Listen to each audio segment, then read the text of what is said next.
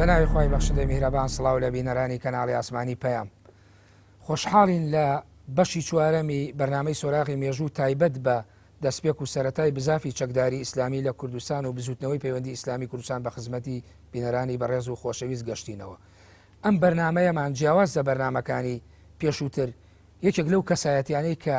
لە کەسە سەرەتایەکان بووە و ئەندامی دەستی دامەزێنەری بزوتنەوەی پەیوەندی ئیسلامی کوردستان بووە حزوری هەیە لێرە. لە بەشێکی ئەو بەرنامانەدا یاخود زۆرینەی میوانەکانی بەرنمەکانی پێشوم ناوی ئەویان هێناوە.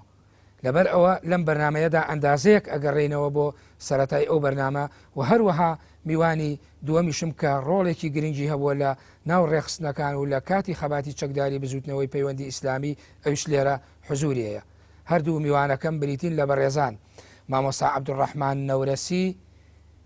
ئەندامی دەستەی دامەزێنەری بزوتنەوەی پەیوەندی ئیسلامی کوردستان، کاک جەمال ئەشرەف قارەمانی نەوەی دووەمی بزوتنەوەی پەیوەندی ئیسلامی کوردستان بەخێر بێن بۆ بەرنامەی زۆر سپاس سۆراغی مێژوو. مامۆستا عەبدوڕەحمان لە سێ حەڵقەی ڕابردووی بەرنامەی سۆراغی مێژووە زۆرێک لە میوانەکانم هەموو کاتێک کە باسی سەرەتای چەکەرەکردنی کاری ڕێکخراوەیی و سیاسی و بانخوازی بزوتنەوەی پەیوەندی ئیسلامیان کردووە کەسیان نەیانتوانیوە ناوی مامۆستا نەورەسی نەهێنن. سەرەتای چەکەرەکردنی بیری بزوتنەوەی پەیوەندی ئیسلامی و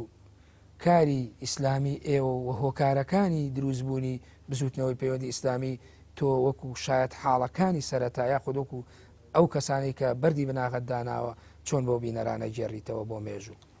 بسم الله الرحمن الرحيم الحمد لله والصلاة والسلام على رسول الله وآله وصحبه ومن والاه. زۆر سپاس بۆ جەنابتان و هەموو بینەرانی خۆشەویستی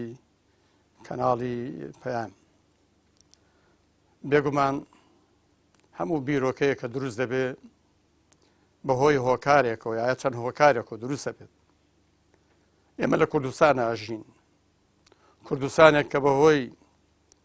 ئەو ڕێکەوتن نامە نەگریسەی سایکس بیکۆ کە وەک بوومە لەرزێک دای لە خاکی ناوچەکە و کوردستانی کرد بە چەند پارچە، هەر پارچەیەکیشی دەدایە دەست دەوڵەتێکی جیاواز لە نەتەوە، دەوڵەتی تورکیا، دەوڵەتی فارس، ئێران، دەوڵەتی عەرەب، عێراق و سووریا. هەر لەو ڕۆژەوە میلەتی ئێمە بەهۆی ئەو بارودۆخە کە سەپا بەسەر ئەم میلەتی ئێمە ئەو فەرهەنگە نەگونجاوەی و ناسازگارەی کە فەرز کرا بەسەر میلەتانی مەنتیقا و هاتنی ئەو حەمەلاتی تەبشیری و ئیستیشراقی کە هاتنە مەنتیقا وەکو هێرشێکی فەرهەنگی تەمان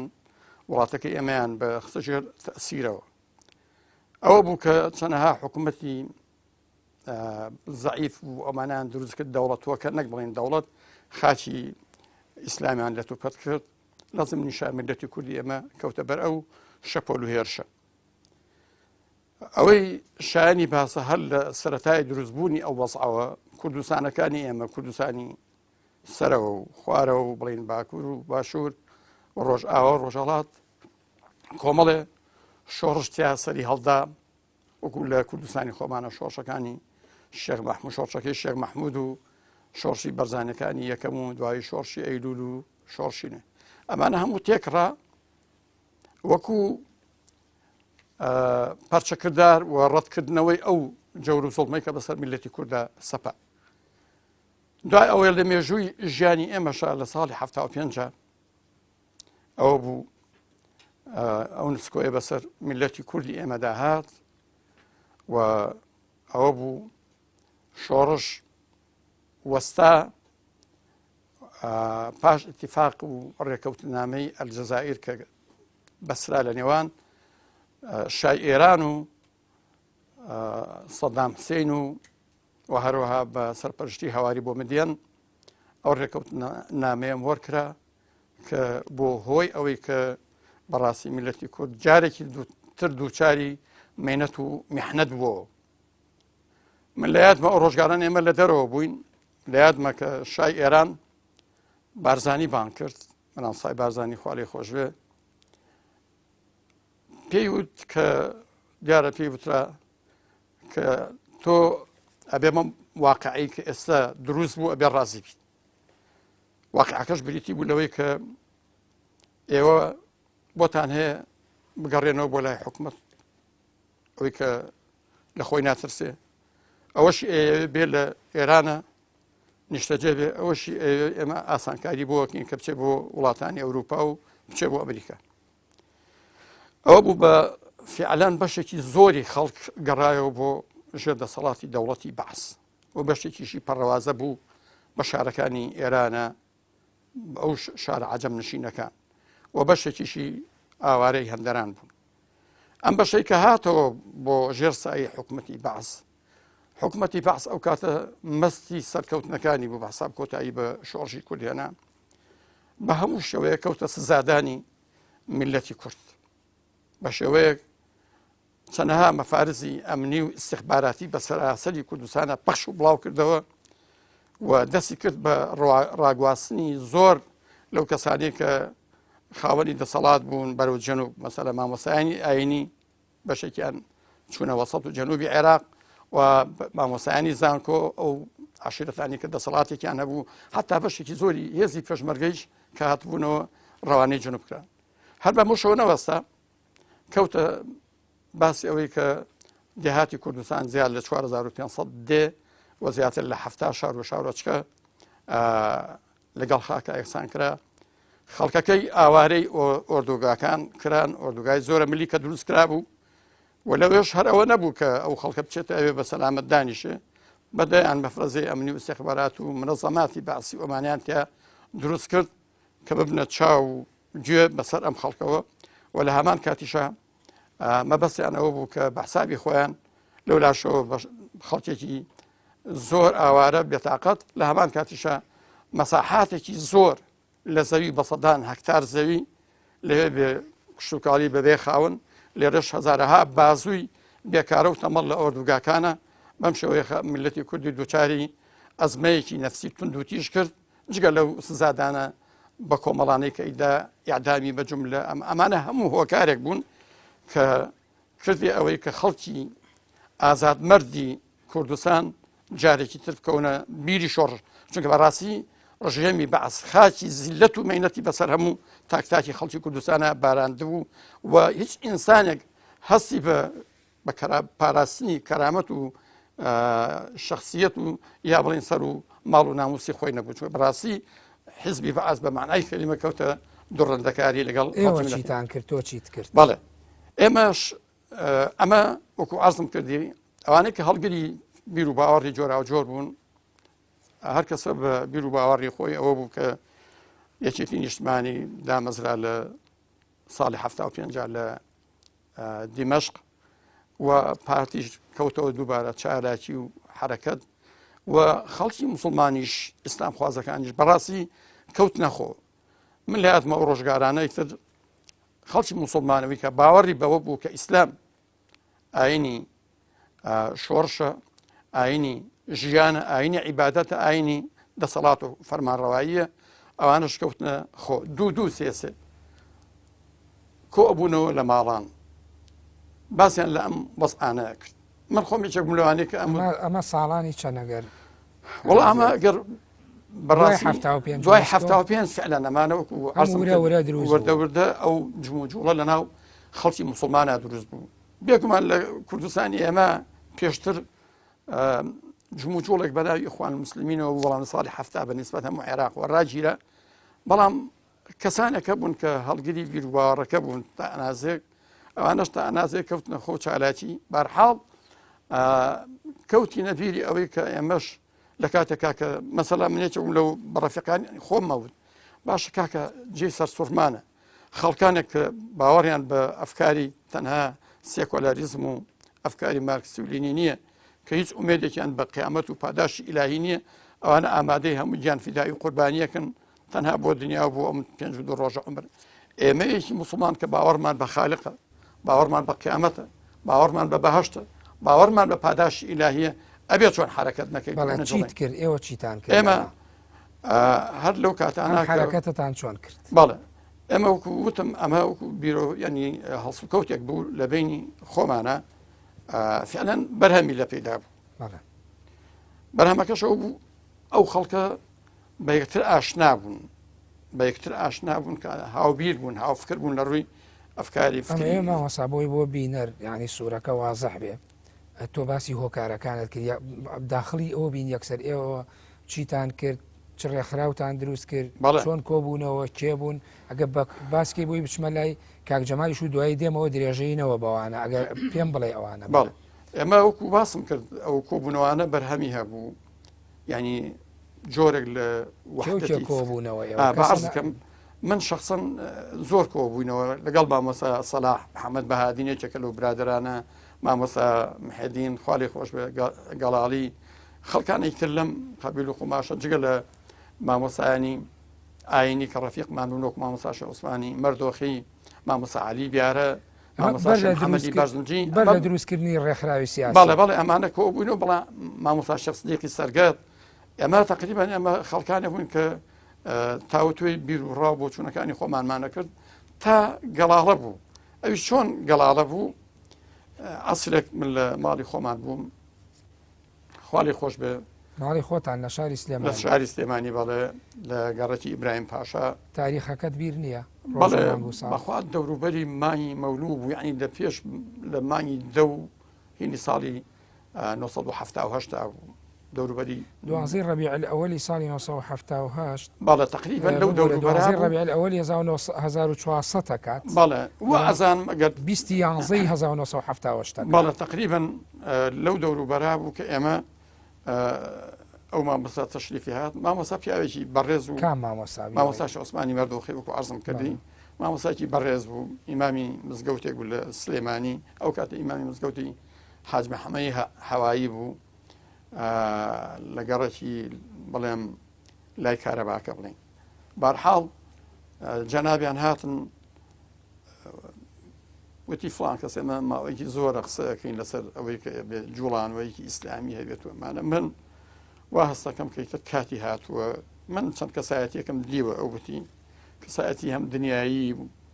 سیاسی و هەم کەسایەتی دینیش باسی ئەومان کردو کە ئێمە گەر جوڵانەوەیکی ئیسلامی لە کوردستانە دروستکەین تا چ ڕادێک قبوڵە ینی تا چ ڕادێک مەوریدی تەئیدی خەڵکە ئەمانە وتی ئەوانە پیان خۆش بوو مش لە حەقەتە لە وەڵام ئەوت من جا مامۆستا و ئەزانم بێ پرسیاریش ئێمە مکەلەفین بۆی کە دیفاع بکەین خوا لە قورئانە بە نەسە فەرمێ ئەعوذ بالله من الشیطان الرجیم ما لكم لا تقاتلون في سبيل الله والمستضعفين من الرجال والنساء والولدان الذين يقولون ربنا أخرجنا من هذه القرية الظالم أهلها أي الظالم حكامها مكلفين بويك إما هصين دفاع لخومان وأم ملة الزبون بكين كبتشاي خومان ظلم زور أبينين كتشون أبهارية جان وجودي أم ملة بله قسلت حركة كي بله أما دواء بحقيقة من فكرة كان بسند كردو لقلتها 100% ودەست لە دەست و قوت لەخوا بەبێ تەسمیە ناو نەنراوە ناو نەنرابوو بەزانی هەر باسی ئەو کە جوڵانەوەیە بکرێن دوای ئەوە فعلەن لەگەڵ چەند مامۆسایی ترە هەر دانیشتینەوە لەوانە کە لە یادم بێت مامۆستا ئەوە یەکەمیان بڵێن شێخ عوسمانی مەردۆخی خوا لێی خۆش بێ مامۆستا ئەحمەدی قازی مامۆستا عەبدوڵڵای جیهاد كاك حاج أحمد حاج عبد الله دلاك مامۆستا جلال حاج أحمد رشيد طبعا مامۆستا قوتابخانە بوو ئەمانە کۆبووینەوە و بیرۆکەیەکمان تقریبا هاوبیر بووین گەیشتنەوە قەنەعەتێک کاتی ئەوە هاتووە کە ئێمە بزوتنەوەکەمان ناو بنین ساڵی 1970 بەڵێ 2/11/1970 بوو دقیقاً و ئەزانەوە کاتە بوو 2/11/1970 ساڵی 1970 بڕیارماندا کە ناوی بنین ڕابطەی ئیسلامی پەیوەندی ئیسلامی لە چی وەرتان گرتووە وەڵا ئیسنادەن بۆ ئاەتێک کە خوا لە قورئانە لە ئاخری سوورەی آل عمران فەرمێ ئەیها الذين آمنوا اصبروا وصابروا ورابطوا واتقوا الله لعلكم تفلحون استفادة لإلهامي أم آيات فيروزة يما بزوت وكمان ناونا بزوتنا يعني بو چەند کەسەی کە ناو دێنان ناوی بزوت بەڵێ لە شاری سلێمانی لە شاری سلێمانیە يعني ڕاستەکەی و نایشمەە بزوتنەوەی ئیسلامی کوردستان خەتما العێراق ینی هەدەف هەر ئەو کاتە بەڵێ ئامانجمان بوو کە بزوتنەوەکە بە بزوتنەوەی کوردستانی ئیسلامی و کوردستانی نیشان بدەین ینی بزوتنەوەیەکە دیفاعەکە لە ئیسلام وەکو مەبدە و بیرروباوەڕ لامان کاتە دیفاعەکە لە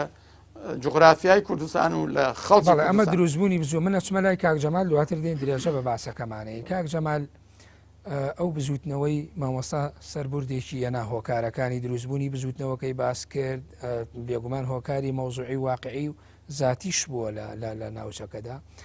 ئەمە ساڵی هەفتاهۆش کۆبوونەوەتەوە کۆمەڵێک خەڵک لە ئەنجامی ضرورەتێکی مێژووی کۆمەڵی خەڵکی بڕوادا بزوتنەوەی دروست بکەن ئەو کاتانە تۆ ئەگەر ئەڵێ فلاشباکێ بکەیتەوە بۆ ئەو کاتانە بۆ ساڵی 1970 تۆ هیچ ئالەمانەت ئەبیست کە مامۆستا ئەوان خەریکی بوون یاخود چۆن ئەم حرەکەیەت ناسی بسم الله الرحمن الرحيم الحمد لله والصلاة والسلام على رسول الله وعلى آله وصحبه ومن والاه زۆر سپاس کاگەرم دەستان خۆش بێ ئەوە مێژووش پێویستە بکرێ بە دۆکۆمنت و باس بکرێ و بنووسرێ مێژوویە کە پێشینەی نەبووە بەنسبەت هێزێکی چەکداری ئیسلامی لە کوردستانی عێراقا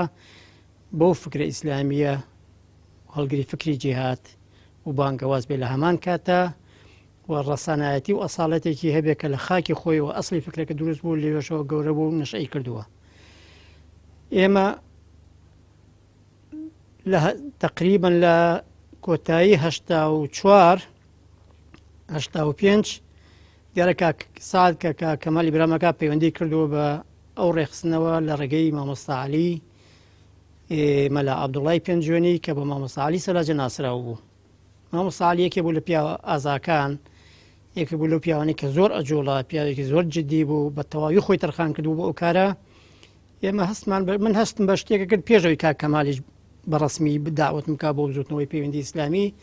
بەڵام ڕۆژێک لە ماڵی خۆمانە دوو بە دوو پێوتم وتی کارێکی وا هەیە کارێکی ئیسلامی چەکداری دروستە بێ و پێم خۆش ئێمە پشک و بەشدار بین لەو کارەدا و ئێمە خۆمان بە موسڵمان ئەزانین هەندێشتی کردی ئەڵبەت بانگێشتی کردم بەڵام بەڕاستی زۆر پێمەوە ماندوو نەبوو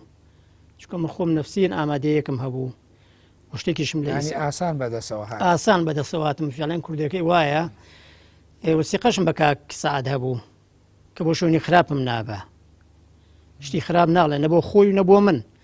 لەبەرەوە من قەلبەن حەزم بکردەوە ئامادەی نەفسی تەواوم هەبوو لەبەرەوە بۆ ماوەیەکی کەم وتم باشە کاکە من ڕازیم و پەیوەندی ئەەکەم بەڵام لەو کاتا من خوێندکاری قۆناغی سێی کۆلیژی پەروەردەی زانکۆی مووسڵ بووم بەشی زمانی ئینگلیزی لە نیوەی دووهەمی 85 تقریبن ئەم گفتوگوێمان بوو بەڵە شەشەم مانگی دووەم بڵێ تۆ زمینەیەکی فکریتە بوو ئێوە زیاتر و کاتانە چیتانە خوێندەوە بەچی معجە بوون لەبەرەوەی کاڵی بە ئازۆر ماندوو نەبوو لەگەڵما حتمما چۆنەڵی تۆ زمینەیەکی پەروەردەیت هەبووە پێشتر بۆی ئاسان بووە بۆی زمینەی پەروەردەیەکە لە خێزانەوە دەست پێ کاکاگەرە باوکی ئێمە بە ڕەحمەت بێ جەنابی مامۆستای نوڕەسی ئەیناسێ یەکێ بوو لە فەرماندە ئازا و وەکو ئەوترێ شەریفەکانی شۆڕشی ئەیلول سەرلەق بوو لە شۆڕشی ئەیلولە لە ساڵی 62 63 و هەتا کۆتایی 75 باوکم لە هەمان کاتە هەم پیاوێکی شۆڕشگێڕ بوو و هەم پیاوێکی موسڵمانیش بوو ڕەمەزانان ئێمە زمینەیەکی خێزانیمان هەبوو ئەی فەرموو باوکم بە ڕەحمەت بێ ئەی هەر کەسێ ئەهلی ئیسلام نەبێت و ئەهلی عیبادەت و نوێژ نەبێ نانی ئەم ماڵە ناخوا واتە ئێمە هەرچەنە ئێمە ڕغبەتەن زیاتر ئەوەی باوکمان جێبەجێ چونکە باوکم بە زەخت و زۆر ئەوەی بەسەرا فەرز نەئەکردین بەڵام هەموومان و کۆڵە جبیلی ئێمە لە ماڵی ئێمە نوێژنەکەریتیانە بووە هەمووی ئەهلی دین بووە ڕۆژوو بەڵام هاوکار وەکو باشیەکەی باوکە کە فەرماندەیەکی عسکەری بووە لە ناو شۆڕشی ئەیلوولە کەواتە بارگاویش بوونەوە بە ڕۆحی مەقاومەت بەتاکید ئێمە هەر لە باوکمەوە بۆ معلوماتی جەنابتان باوکم یەکەم کەس بووە کە کاتی خۆی پۆلیس بووە لە سیروان مامۆستا مەلا عەلی هەڵەبجەکەی نازانی ساڵی چەندە دیارە لە 61 و 62 بووە ماڵمان لە لاوەران بووە لە منتەقەی نەوڕۆڵی بەڵام باوکم دەوامەکەی لە هەڵەبجە بووە مامۆستا مەلا عەلی هەموو جار ئەوی باوکم مجاهید بووە ئەو کاتەش ئەوی کۆمەڵەشت هەبوو بۆی ئەوانەوە پێمانەکرا بەهۆی ئەو سەیقاری باخچەوە یەکەم کەسێکە مەخفەری حکوومەتی عێراقی بردبێ بۆ ناو شۆڕش مەخفەری سیروان بۆ کە باوکی من بردوێتی بەعیددە و عودەوە پۆلیسەکانی شەندێکی بردو و دوای ئەوانیان ئازاد کردەوە بەڵام ئەو کاتە دەستکەوتێکی زۆر بواتە ئێمە پێش ئەوەی خۆشمان گەورە بین و پێ بگەین ئەوانەمانە بینی لە باوکم و بنەماڵێکی پێشمەرگە بووین لە ڕاستیە. بەڵێ تو ئەمانە لە مەجالیسەکانی باوکتەوە ئەم شتانە دووەرە گردیا خۆت ئێوە دواتر وەکو مامۆسا نەورەسی ئاماژەی پێکرد لە دوای نسکۆی 75ەوە خەڵکە موسڵمانەکەش بیریان لەوە کردەوە بۆ خۆیان خەباتێکی چەکداری و سەربازیان هەبێەوە ئیسلامیش پێویستی بەوەیە کە ڕێخستن و ڕێکخرا و چالاکی و جم و جوڵێ بێ ئەی تۆ ئەمانەت لە ڕێگەی نووسین و لە ڕێگەی تەوعی خۆتەوە کە خوێنەوارێک بووی لەو کاتە یاخود هەر ئەو مەجالیسە کۆمەڵایەتیانە کاری زیاتر ئەو مەجالیسە کۆمەڵایەتیانە بوو چونکە تەمەنی من ئەگەر ساڵی 75 سێ بکەن وی مامۆستای نەوەسیە فەرمێ من تقریبا 15 ساڵ کەمتر بووم 15 ساڵ 12 ساڵ بووم لە ساڵی 75 من تەمەنم 12 ساڵ بوو واتە تەمەنم بواری ئەوەی پێ نەداوم بە عەقڵێکی فراوانەوە بەدیدێکەوە شتەکان وەرگرم یا لە ڕێگەی تەنزیمێکەوە عەرزم کردی فترەی زەمەنی ئێمە ئەکەوێتە جیلی دوای جەنابی مامۆستا نوڕەسی و ئەوەی دووەم ئەبی بنەوەی دووەم چونکە من لە نیوەی دووەم هێشتا 5 پەیوەندیم کردووە. بەڵێ ئەو کاتانە کە سعد مفاتەحەی تۆی کرد و باسی کرد هاتی تەناو بزوتنەوەی پێوە چی کارێکت پێ سپێرایەتەوە لە ناو شاری سلێمانی کە ئەوەی کە بەپی دیکۆمنتەکان و ئەو دامەزرێنەرەکان باسەکەن معقلی دروستبوونی بزوتنەوەی پەیوەندی وە ڕاستە دواتر هەولێریشی لەگەڵ بووە و شارەکانی تری کوردستانش خەڵکیانە بووە یعنی تۆ چ کارێکت پێ سپێرا وەکو کاک سعد لە بەرنامەکەی پێشوە باسی کرد ئەو داوای تۆی کرد و خۆی کاری ڕێخستنی کرد ئەی تۆ چیت کرد ئێمە شەمان کاری ڕێخستنمانە کرد لەوانەیە من کۆمەڵەشت بە من کرابێ بە هەموو کەسێ نەکرێ بە حکمی ئەوەی کە مرد مناڵ بووم کۆمەڵی هاتوچۆ کۆمەڵشتیان پێ بردم و ئەهێنا و گوێزە هەندێشتیان پێ گوێزامە بە تایبەتی نامۆشتیوە بە خەڵکە گەورەکان نەئاکرا چووکەوانە بەرچاوتر بوون لە ڕاستیە. یەکەم ئیشت چیان پێ کردی؟ یەکەم ئیش نامەیەکیان پێ ناردم بۆ ئەو شارە زورە نامەکە لە ئەیبنێبێ لە پزوی شەرواڵەکە ما بوو سێترەیەک هەبوو پێش داخل بوونی ئاربەت وەکو سەرەتا گومانە برد خەبەر درابێ چونکە زۆر تەرجیدات کرا بوو ناوەکانیان لەلا بوو ناوێک بە ناوی من هەبوو پیان دابەزیم لە ڕاستیە خەریب و یەقین پێیاکەم کە بڵێم ئەم بەزمە بەس بۆ منە منیش شەرواڵەکەم چا کردوانە و کابرای عسکەری وتی ناوچی وتم ناوم جەمال ئەشرەفە وتی کە ئەوەی کرد گومانەکەم لە زیاتر بوو وتم بەتاکی دوای نەمەزانی بیرم لەوە ئەکردەوە چی بکەم لەو لەحزەیە نەت ئەزای چیتیان نووسراوە نامەکە بە قەدەر گرەی پەنجەیەکە بوو نەخێر بۆم نەبوو بزانم نامەکە چیتایە درابوو بەدەستمەوە بیکێ لێرە بیبی لێرە کەمالوان دایان مکاک سعد لە ڕێگەی مامۆساعەلی سەلاجەوە مامۆساعەلی مەلا زۆر بۆ کوێت بەرچ دەیەک بوو ئەبووە بۆ ئەلبەتمان بردالێ شۆخڵکی تر بیگانایە بۆ هەڵەبجە بەڵام نەتەوەزانێەوە سەر و خواری خۆتان نەخێت نا وەزعی ئەو کاتی کوردستانی عێراق کاگارم دەبواە تەنزیمەکە تەنزیمێکی فەردی بواە نەئەکرا من خەڵکێکی تر بناسم تەنها ئەو کەسێک کە پەیوەندیم پێوە بوو کاکەمال بوو زیاتر کاک سعد بوو و ئەشم زانی کاک سعد پەیوەندی بە مامۆساعەلی مەلا عەبدوڵڵاوی هەیە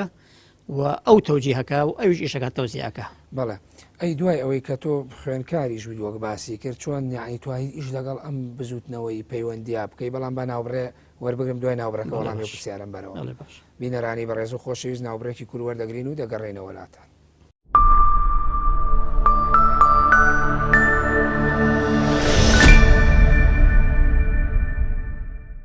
دووبارە سڵاو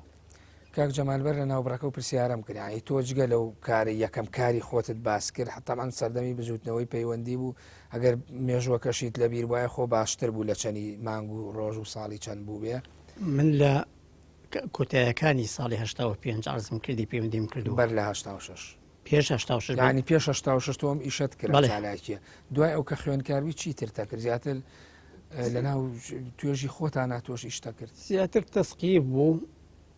وەکو داوای فەردی داوای جەماعی کە کەس نێتوانی بیکە جەنابی مامۆستا ئازانەیە زروفەکە بە جۆرێک بوو حیزبی بەعس کۆنتترۆلی هەموو مەجالەکانی ژیانی ئینسانی کردبوو چوو بۆ ژیانی تاکەکانیشەوە. بەڵە تۆ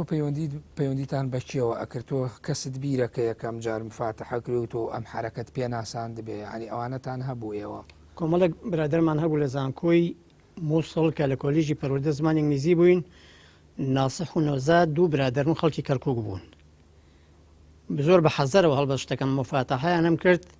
وتم کارێکی وا هەیە یەکێکیان کە جۆی زۆر جێسیس قبول لەلا سەرەتا قسەم لەگەڵ ئەووا کرد وتم بە ئەم تاقیکەمە بزانم چۆنە نەوزاد ناوەکەیان زیاتر وتم کارێکی ئاوا هەیە وتی بەپەیە پێم مەڵێرەوە وتی خۆشت ئاوا بە ئاسانی و فاتەحی خەڵک مەکە یەک لەحزە بەسە بۆی حکوومەتی عێراق بتگەری عدامت کات چونکە خەڵکی متدەین خەڵکی دینی محکەمەی نێ لێ ڕاق ئەترسانە و کاتێەوە لە زانکۆ کەشەڤەن واللهی ئەوەندە غیرەتمان هەبوو ئەوەندە پرچەک بووین بە قوی عقیدە و بە معنەویات و بۆ شتانی کە پیان ئەوتین بەڕاستی زۆر جار بێباک بووین بۆ نمونە پیانوتین بۆ جێشی شعبی وتیان ببن بە جێشی شعبی برادێکمان هەبوو بە هادینی ناو بە خەڵکی سلێمانی بوو هات بە منی وتی بیکەینیانەیەکەین وتم کاکە خۆ من ژێکێکم لە ئێوە خۆ من مەسوول هیچ شتێ نیم وتی نا من ئەو قسێ ناگەێنم بەڵام بیکەمیانێکم وتم دوو لە ڕحازری وتم ئەوەی شەرەفی بێ جێشی شعبی بە حکوومەتی بەعاز ئەو کاتێک کە کارتەکرد بۆ بزوو ئەو کاتێکە کارمە کرد بەڵێ ماوەسا نەورەسی تۆ باسی ئەوەت کرد وتت ئێمە چەند کەسێک کۆمەڵە ناوت هێناکە بزوتنەوەی پەیوەندیمان دروست کرد و ناوەکەمان لێ بە دیاریکراوی لە ماڵی چیە ئێوە ئەم کۆبوونەوەتان کرد بیرتە وڵی وازانم دقیقا ێستا و شانێت خۆ دەزانێت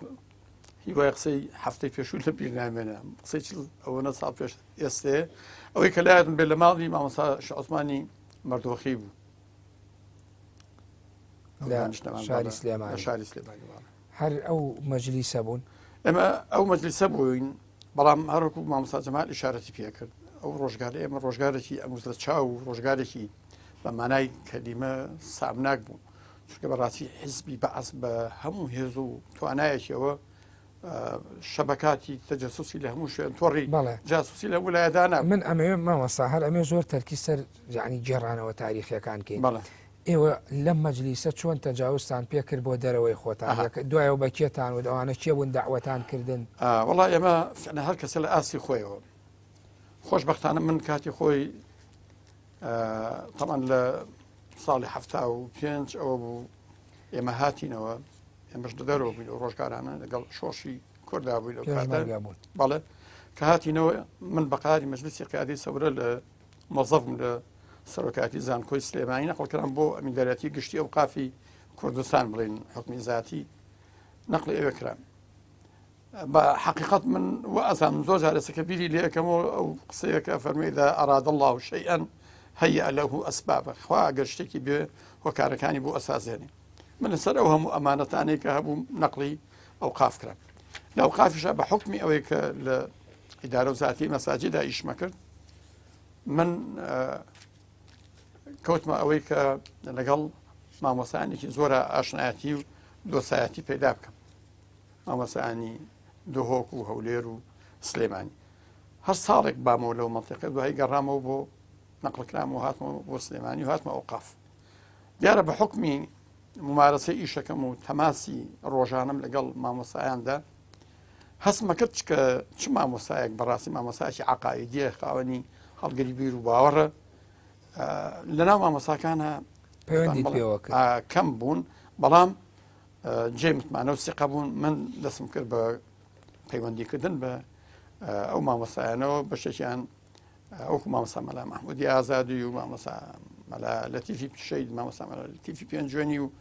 خەڵکێکی تریش لە یادمە یەکێ لەوانە و ئەزەم هەر مامۆستا مەلا لەتیف و وتی باس کرا کە بزوتنەوەیەکی ئاوا هەیە بەڵام من سوالی تۆم کرد ئایا ئەم بزوتنەوە فڵان کەسی لەگەڵایە یانی متمانەیەکی زیاتری هەبوو من ژوتم وتی کە پیان وتم بەڵێ ئەویش لەگەڵە وتی ئەوە دڵنیا بووم کە کارێکی باشەکەم ئەگەر پەیوەندی بکەم جا لە خلالی ئەم پەیوەندیانە وەکو عەرزم کردی هەر بۆ خۆشی ئەیگێڕمەوە پەیوەندیمان کرد بە مامۆسایەکەوە ئێستاش لە حیاتە بەڵام چۆتە دەورانی کەفتەکاری و پیری لەوێ کە چوون پێمان وتمان کاکە تۆ پیاوێکی خواناس و عالمێکی عالمی بمانای کەلیمە و پیاوێکی ڕاست و پاکی ئێمە تۆ داوەتەکەین بۆ کارێکی جیهادی مقدس کە بریتە لە بزوتنەوەی پەیوەندی ئیسلامی. ئەوش ماوەیەک ڕامە و توایی سەری بەرز کرد وتووەڵ ئەمە کارێکی پیرۆز و مبارەکە، بەڵام من ناوێرم. وتمان چۆن بەخوا من ئامادە نیم دەرزێکم پیاکەن لەم ڕێگەیە، ئامادە نیم دەرزێکم پیا بچێ لەم ڕێگەیە. جاوتم کاکە مامۆستای بەڕێز هەیە نەخۆشەکە 50 دەرزی پیاکەن وێتیش نییە. وتی نا ئاخرەوە فەرقی هەیە، ئەو دەرزیانە یا ئەدرێت لە ماسڵکە یا ئەدرێت لە دەمار، بەڵام ئەگەرات و منیان کرد و وتیان ئەم دەرزی ئەەکەین بە چاوتە من چی بکەممانە لەبەرەوە ناوێر من بێمە میشەوە نەهات دوای لە ئاخرەوتمان کاکە ترسی ئەومانە و شوێنان باسی کەوتم کاکە ئەم مۆزوعە سەری لێ بنێڕۆ لە هیچ شوێنێ باسی نەکەین، چونکە هەر پێت بزانن کە تۆ شتێکی وات لا باسکراوە حکومت ئەگرێ و بۆ ئەوی ئاعترافکێکەکی باینی کردووی لە جاتی دەرزی 50 دەرزەکەن بە چاوتە نەک بە چاوێکدا بە هەردوو چاوتە ترسان وتم بۆی کە باسی نەکە. فعلا ئێمە کەوتینە هەوڵ و تەقەلە ئەوەی کە خەڵکی مناسب خەڵکی بەهێز هەمووچین توێژەکان بەڵێ لە هەمووچین توێژە هەر زیاتر مامۆسانی ئاینی نەخێر من مهندسی زراعیمان بان کرد کە لە یادمێکیان شەهید و کاک مهندس خالید و خەڵکێکی تر لە هەموو چین و توێژەکان جگەلەوە بە حقیقەت حرەکەتی تەنزیمی لە سلێمانی تەجاوزتان پێ کرد. من ئەوە باس بکەم پاش ئەوەی کە مەسەڵەکەمان باس کرد و بڕیارماندا ناوی بنێن بزوتنەوەی پەیوەندی ئیسلامی لە بڵێن کوردستانی عێراق. خوا لێی خۆش بێت جەنابی مامۆستا عوسمانی مەردۆخی شێخ عوسمانی مەردۆخی چاکی هیمەتی لێ کرد بەلادا کۆمەڵێک لەو پیاوانەی کە جێی ئاعتیماد و سەقەی بوون وەکو هەیئەتێ من لە یادمەن کاک حاجی ئەحمەد حاجی عەبدوڵڵا فعلا پیاوێکی لە خۆ برد و ئازا بە سەر و ماڵ فیداکاری ئەو هینە بوو. وە هەروە مامۆستا جەلالی حاجی ئەحمەد ڕەشی ئەمان هەیئەتێکیان دروست کرد چوون ئەوجار بۆ مەنطقەی پشدەر و بتوێنەوەمانە بۆ لای ئەو مامۆسانێک کە جێی متمانە و سقە بوون. دوایی چوون بەرەو هەولێر کۆیە و هەولێر، دوایی چوون بەرەو دۆک شۆ چوونە مۆسڵ لە یادمە چوون بەلای دکتۆر مستەفا پێنجێنی کە ئەو کاتە عالمێکی بەردەستەی و معتەمەدی خەڵکی موسڵمانی شاری. بەڵێ کی ناسرااو کە ماوێ یا ناسراوە لە ناو حرەکەی سیاسیونی کوردستان لە مەنتیقەی پشدەر و بتوێن و هەولێر و دۆک پەیوەندی کرد پێتانەوە و ئیسیجابەی هەبوو بۆ داواکەی مامۆستا؟ ئەوەی کە مامۆستا سەی سلێمانمان هەبوو لە مەنتیقەی چوار قڕنەوە ئەوانە پیاوێکی ئەوە بوو طبعا ئەمانە هەستا لە حاڵی وفاتان مامۆستا ئەحمەدی قازی هەرە بوو لەو مەنتیقەیە پیاوێکی بەهیمەت و ئەوە بوو ئەوانە طبعا ئێستا لە حاڵی وفاتان. من هەرێکێک لەو مامۆسانێک کە پەیوەندیم پێوەی مامۆستا شەهید مامۆستا مەغدید لە ڕانیە پەیوەندیم پێوە کرد ئیسیجابەیان هەبوو. ئیتر مامۆستا گەلێکی زۆر لە هەولێر مامۆستا لە هەولێریش بە حەقەت کە لە یادمە مامۆستا مەلام محەممەدی کونە پلوسکە مەشهور بۆ شەهید بوو گیرا و شەهید کرا ئەوانە کۆمەڵێک بوون پەیوەندیان هەبوو لەو کاتا کە ئێمە لێرە بووین یان هێشتا لە قۆناغی نهێنیا بووین ئەوانە پەیوەندیان کرد بە بزوتنەوە. ئەی شارەکانی تری کەرک و گەرمیان منتیقەی گەرمیان منطقەی گەرمیانمان سپارت بوو بە مامۆستا مەلا عەبدوڵڵای جیهاد بە حکمی ئەو کە خەڵکی سەنگاوە و زیاتر ئاشنا بوو لەگەڵ مامۆستایانی منتیقە و عاشایری منتیقە بەڕاستی ئەو دەوری هەبوو حتمان ئەو لەوانێ شارەزاتر بیا ناوی ئەو مامۆستایانە لە یاد بێسە کە ئەو کات پەیوەندی پێوە کردوون. بەڵێ ئەی لە دوهۆک کەس هات لە دوهۆک باش لە یادم نییە ئایا مامۆستا عەلی ئەنوەری گولی و مامۆستا عەلی جلکی هەبوو ئەوانە ئەو کات پەیوەندیان پێوە کرابێت چونکە ئەوانە کە ئێمە زوتنەوەمان ئاشکرا کرد لە ساڵەکانی هەشتا و چوار بەدواوە ئەوانە فۆرن ئیلتحاقیان کرد هاتن پێم وایە ئەوانە زووتر پەیوەندیان پێوە کراوە. بەڵێ ئەی هەڵەبجە و هەورامان و هەڵەبجە و هەورامانە ئێمە لە منتیقەی هەوراماناتە طبعا ئەو کات مامۆستا مەلا شێخ نورەدین کە خەڵکی سەرگەرد بوو پەیوەندیمان پێوە کردبوو ئەوە هەبوو لە هەڵەبجەش هەبوون کە ئەو کات بەڵام بە حەقەت لە هەڵەبجە مامۆستا مەلا محەمەدی مەلا بەها کە باوکی مامۆستا سەلاح بەهادین بۆ ئەویش لە کارەکە هەبوو تقریبا لەو ئەخیرا وەکو مەرجعێک تەماشا کرا مەسەلا ئەگەر کێشەیەک بووە فقهی وەمانە برایانی ئێمە چوونە لای ماوەساگە پرسیایی ناوەکانت لێکە مؤسیس کێیەوە سەرەتاکان کێن جیاب بکرێنەوە ئایا مؤسیسەکان تۆ ناوەکانت لەبەردەستایە ئەوانەی کە داتان مەزران و ئەمە پێیان تێ دەستەی دامەزرێنە وڵا ئەوەی کە هینە واقعی ئەوەی کە بەشدار بووین لە هینە مامۆستا شێخ عوسمانی مەردۆخی بەندە هەروەها مامۆستا کاک حاجی ئەحمەد حاجی عەبدوڵڵا دەلاک و هەروەها مامۆستا مەلا ئەحمەدی قازی مامۆستا جەلال حاجی ئەحمەد ڕەشید ئەمانە بوون لە کاتی خۆیان لە هەمان کاتیشە پێم وایە هەر لەو جیلا کە من بزانم کاک حەسەنی حەمەخالید کاک کەمالی دۆڵپەموویی ئەمانە بەڕاستی خەڵکێکی فعال لەنەوەی یەکەم بوون ئەتوانم بڵێم مؤسیس بوون ئەتوانم بڵێم لە مەرحەلەی تەسیسا بوون ئەوان چونکە وەکو باسم کرد پەیوەندەکانی ئەو کات و ڕۆژگارە تقریبان بە شێوەیەک بوو کە نەئەکرا هەموو وەکو مەجلیسێک وتم ئێمە لەژێر ڕقابە و چاودێریی قورسا بووین جا حەزم کرد بەر لەوەی کە مۆزوعەکە بین بێت ئێمە ئیدامەماندا بەکار تقریبان چەند مانگی بەم شێوەیە دواتر دێمەوە لات مەجای بەرنامەکەم مێنێ کاک جەمال ئەمانەی مامۆستا نەورەسی باسی کرد ئێوە ئەو کاتی تۆ کە تۆ پەیوەندیت کرد ئێوە ئاگاتان لەم هەموو تاریخ و لەم هەموو دروستکردنی حرەکەت و شتە بوو ینی ڕاستە ڕۆحێکی بەرگریتان تیا بوو بەڵام لە ڕووی کاری ڕێکخراوی وردەکاری ئیشکردنیش وە ئەو خەڵکانەی بێ خۆتانتان نەزانێت ئێوە هوشیار بوون بەرامبەری ئەتان زانی بە نووسرا بۆتان هات کاگەڕێ مێمە پیانەوتین کە سەرکردەکان چێن ئەتان زانیان پیاوانە باسی مامۆستای نەوڕەسی ئەکرا باسی مامۆستا بەرزنجی ئەکرا بە مەرحەلەی دواتر باسی مامۆستا لەتیف واژەی مامۆستا عەبدولەتیف بەڕەحمەت بێ باسی کۆمەڵی لەو پیاوانە ئەکرا کە ڕێژکەشکێن بوون بۆ ئەو کارە و دامەزرێنەری ئەو کارە بوون بەڵام دیارە خۆ ئەو کاتە ئەو شتەش بە هەموو کەسێ نەئەوترا کەسێک کە جێی متمانە و سیقە نەبووایە سەرپارێز نەبووایە پێی نەئەوترا چونکە بۆکو باسم کرد مەرحەلەکە بارگاوی بوو بە بەعس لە لایەک ترەوە بارگاوی بوو بە ئەفکاری مارکسی و لێنینی گەنجێک کە پەیوەندی ئەکرد بە بزوتنەوەیەکی ئیسلامی چەکدارەوە کەم بوون و مەحدود من جەنابی مامۆستا ئازانەیە چونکە هەموو کەسێ ئیقدامی ناکرد لە کورد و لە عەرەبیش شتێکت عەرز کەم لە جامیعەی مووسڵ بووین کە من تەنزیمی بزوتنەوەی پەیوەندی ئیسلامی بووم 800 کەس بووین کورد و عەرەب کوڕ و کەچ کە باسی نەبووین چونکە کۆلێژی پەروەردە لە پێشا کراوە بوو بۆ شەر نەبوو هەر باسی بێ دوایی کە چوونە ناو کولێ دایان خەز وتیان ئیلا ئەبێ هەموو ببن بە باسی ئێوە کۆیان کردینەوە لە قایەکە دیارە سەرەتا بە قسەی نەرمونیان و دوایی وەکو ئەخلاقی باسیەکان دەستیان کرد بە قسەی تند و ناشرین من هەڵسام قسەم کردێکی لەو برادران لەم ماوەیە بیری خستمە وتی ئەو کاتە سەری ئێمەت بەرز کردەوە وتم چیم کرد وتی هەڵسای قسەت کرد ڕۆحیتمان زۆر عەجیب و کاگەرە ئەوەی خەڵک خواویست و خۆنەویست بوو بەڕاستی من یەک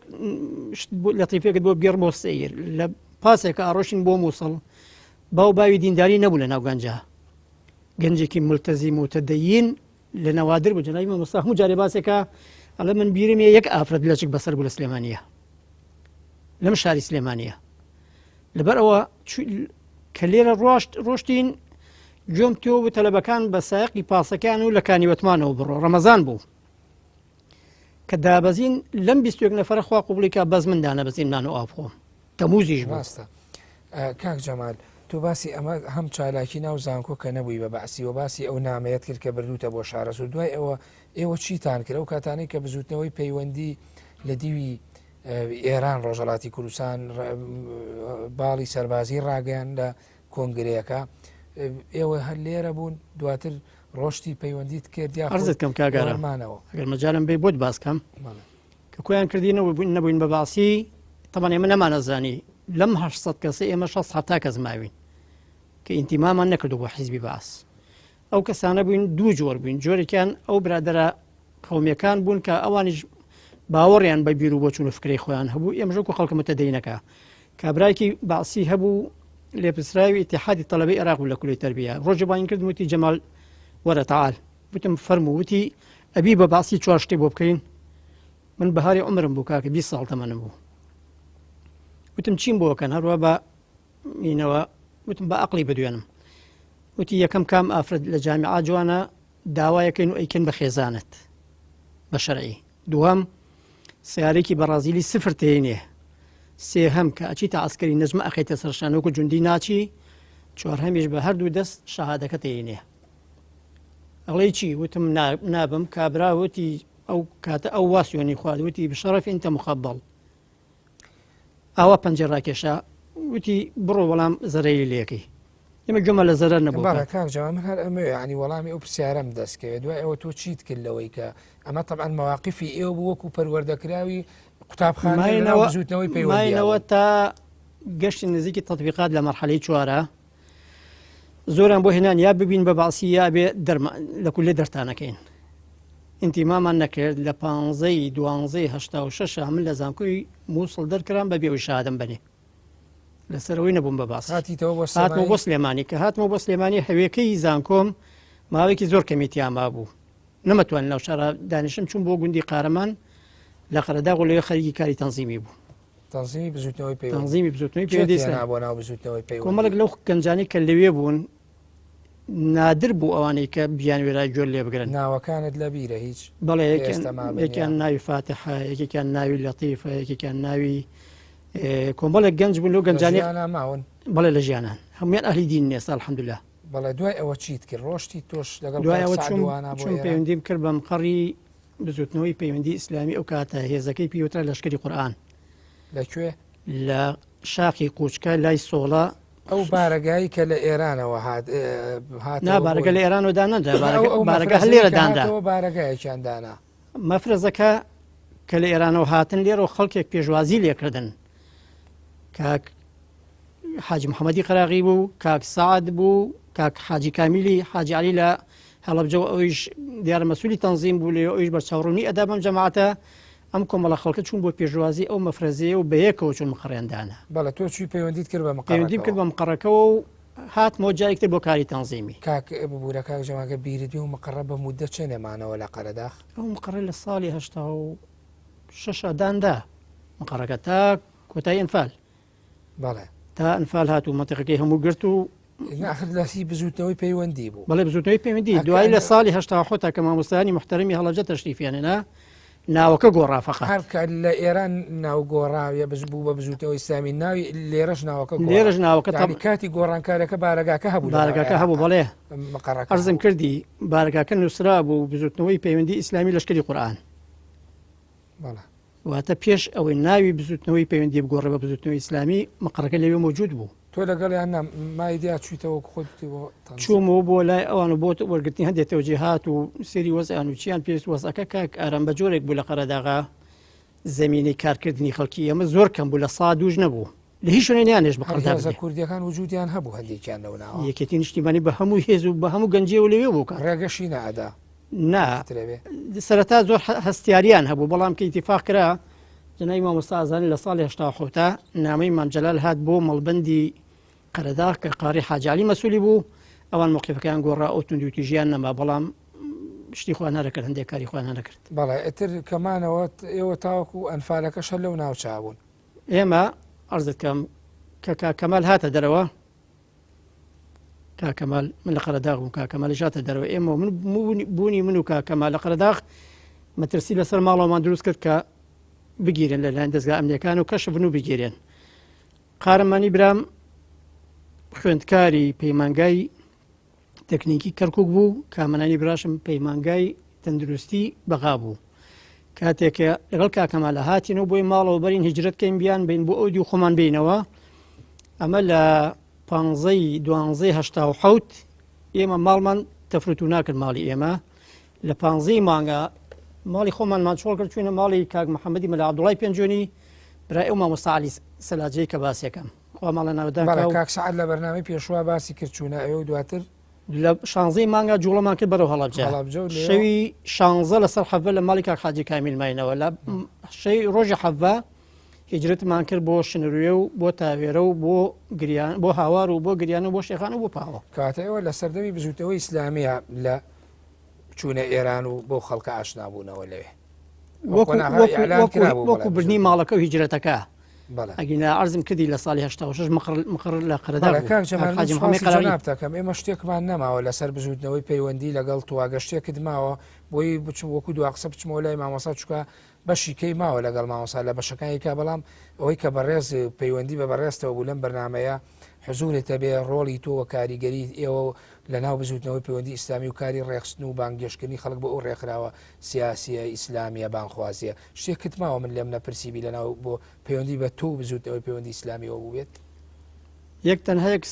سەرنجە یەک ملاحەزەیە کە بزوتنەوەی پەیوەندی ئیسلامی و شخصیاتەکانی بزوتنەوەی پەیوەندی ئیسلامی وەکو ڕائیلی ئەوەل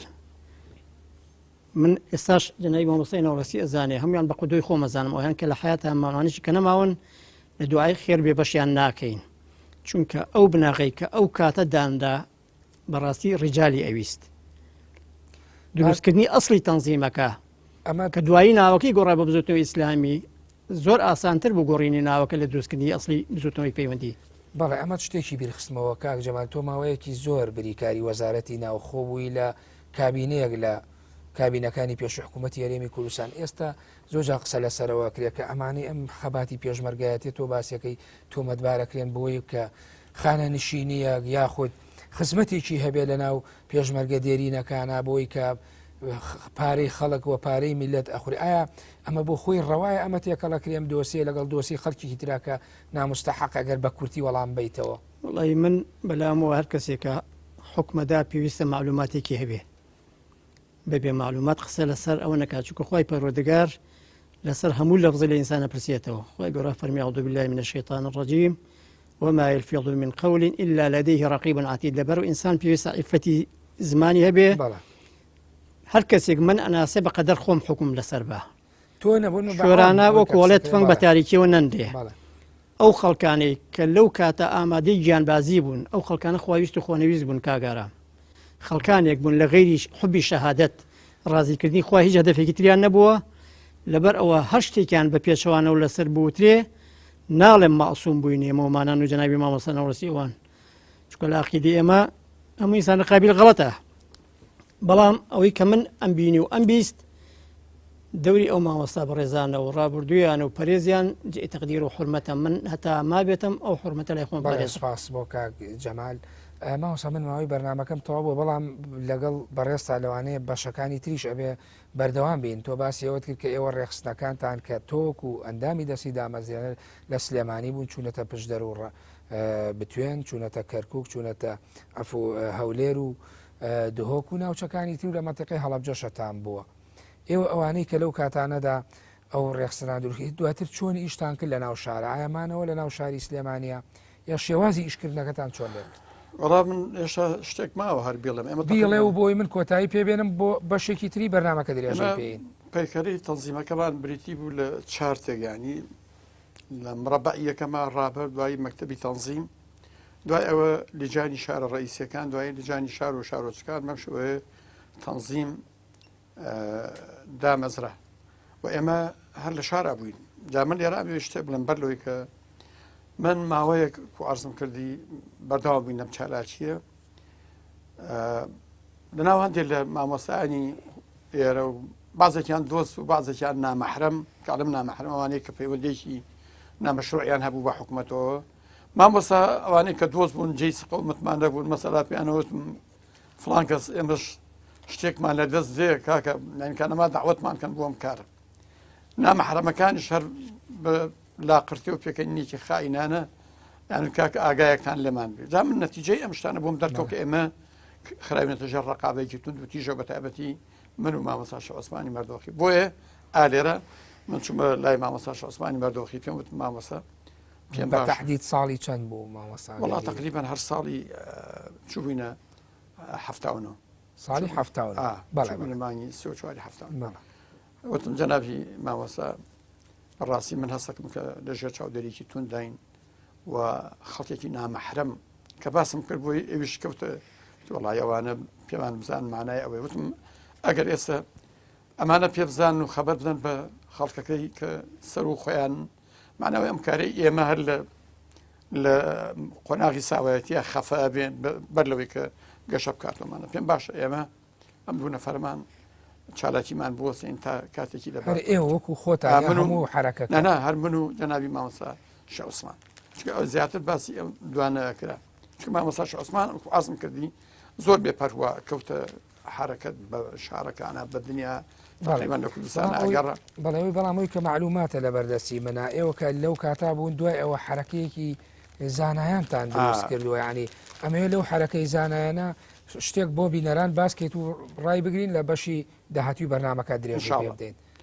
ئەو حرەکەیە کێ بوون چۆن دروست کرا و ئێمە لە ساڵی پاییزی ساڵی هەشتا بوو برادێکی خۆشەویستمان خوا لێی خۆش بێ جەنابی مامۆستا مەلا محەممەدی شارەزووری کە نووسەرێکی زەبەردەستی ئەو کاتەی ئیسلامی بوو کە خاوەنی کتێبەکان لە ڕێکە و لە تەرازوی ژیریە داریۆن لە تەرازوی ژیریە کۆمەڵ کتێبی جوانی هەیە بۆ ڕۆژگارە کە بەڕاستی لە هەلومەرجێکی زۆر بەهێزە ینی پێویستە ئەو کتێبانەی نووسی و بڵاوی کردووە مامۆستا هات بۆ لای من زۆر لەگەڵ منە مەحرم و وتی فڵان من سەفەرێکی ئێرانم کردووە کاتی خۆی یەکێک لە قیادەکانی کاری ئیسلامی شیعە بڵێن لە وەسەتی عێراقە لە بەغا کە ناوی شەر جەواد خالسی بوو هات لە سەرەتای ئینقیلابی ئیسلامی ئێرانیە هات ئێمە هاوکاریمان کرد لێرە بەڕێوان کرد بۆ ئێرانمان من چوم ئەم سەفەرە ئەوم دیوە لە تاران ئینسانێکی چاکە و ئینسانێکی معتەدیلە لە مەسەلەی مەذهب و شتا باسی خۆیانی بۆ کردوینەوەمان و باسی ئەوەی کردو کە ئێمە بەرابەر بە دوژمنێکی سەخت قەرارمان گرتووە کە ڕژێمی باسی عێراقە ئیزاحەی بۆ ها ڕژێمێک کە پێویستی بە جوهود و توانایی هەموو خەڵکێک پێمان خۆشە ئێوەش وەکو خەڵکی کوردستان چالاکیەک بکەن بە تایبەتی مامۆستایان و ئەوانە مامۆستایانی زانایانی ئیسلامی بۆ ئەو مەبەستش وتی ئێمە لێرە حرەکەی مجاهیدینی عولەمای مجاهیدینمان هەیە جا ئەو علەمای نەهزە یان مجاهیدین ڕاپەڕین تقریبا ناوەکی علەما ڕاپەڕینی ڕاپەڕینی مامۆستایانی ئیسلامی کوردستان کە ئەمە لە پاییزی هەشتا بەڵێ تێکۆشەر ڕاپەڕینی مامۆستایانی ئیسلامی تێکۆشەر کە مختصەرەکەی بوو بەزات زات ئەلفتێ کێ بوون مامۆستا ئەو ڕابطەیە وەڵا ئەو ڕابطەیە ئەوەڵ کەسێک کە مبەشر بوو کە مژدەکەیدا کە ناوەکانم پێ بڵێ من ماوەی بەرنامەکەم تەواو بۆ کۆتایی پێێنم مامۆستا مەلا محەممەدی شارەزووری بوو لەگەڵ منا پەیوەندی کرد من عەبدوڕەحمان نەڤڕەسی مامۆستا شێخ محەممەدی بەرزنجی مامۆستا شێخ عوسمانی مەردووخی مامۆستا حەمەد یوسف مامۆستا عەلی بیارە مامۆستا عەبدوڕەحمانی سەجادی